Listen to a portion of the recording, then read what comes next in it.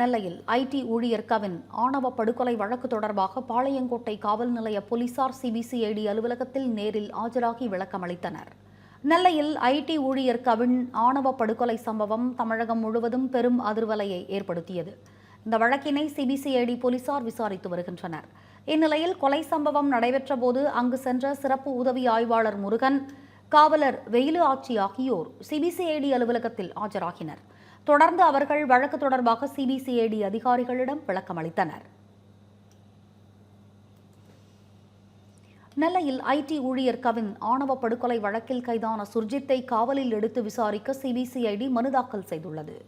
நெல்லையில் ஐடி ஊழியர் கவின் ஆணவ படுகொலை செய்யப்பட்ட சம்பவம் தமிழகம் முழுவதும் பெரும் அதிர்வலையை ஏற்படுத்தியது.